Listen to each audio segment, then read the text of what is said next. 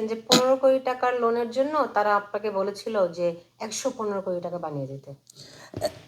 এটা 15 কোটি টাকার জন্য যে হয়রানি পাইছি, আমারে এটা অনেক অফার আসছে যে এটারে 15 কোটি না, এটারে আপনারা 150 কোটি টাকা করে নিয়ে আসেন এবং দিস সিস্টেমে আসেন, আসলে এটা আপনার 3 মাসের মধ্যে এটা ডান হবে।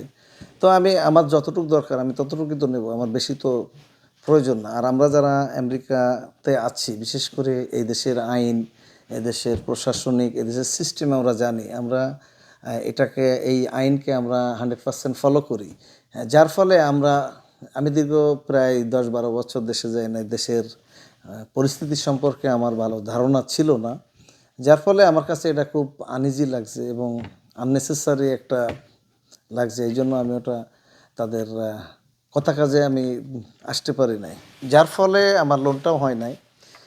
পাশাপাশি লোনের বাদেই আমরা যে এখন কাজ করব, সেই পরিস্থিতিটাও আমরা কিন্তু আজকের 13 মাস পরে আমি আমি আমার নিজস্ব অর্থায়নেই করতে চেয়েছিলাম বা ফরেন অর্থনয়, তো সেটা তো পারলাম না। পাশাপাশি ব্যাংকে যে আরও ওষুধ খেলাম, এখন তো আসলে মন নষ্ট হয়ে মানে যাচ্ছে। আপনি নিজের ফরেন ইনভেস্টমেন্ট করবেন সেটাও পারেন নাই নানান জটিলতার কারণে, তারপরে নিজে ব্যাংক লোন চাইলেন সেটাও পান নাই এই জটিলতার কারণে। বিষয় দুইভাবে কি আপনি ট্রাই করেছিলেন নাকি?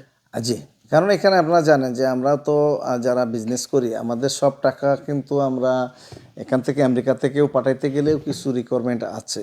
আমরা আমাদের বৈধ টাকা হইলেও ইনকামের উপরে আমাদের সব ট্যাক্স দিয়ে যে টাকাটা থাকে সেটাই বৈধ টাকা। এই টাকাটা আমরা ডাইরেক্ট কিন্তু ইনভেস্ট করার জন্য এদেশেরও কিছু মেকানিজম আছে, যার ফলে আমাদেরও জটিলতার ভিতরে থাকতে হয়। তারপরেও আমরা বাংলাদেশে কিছু করতে চাই। তো এখন যদি সুন্দর পরিবেশ হয়, তাহলে আমার এই প্রজেক্টটা আমি চালু করতে চাই।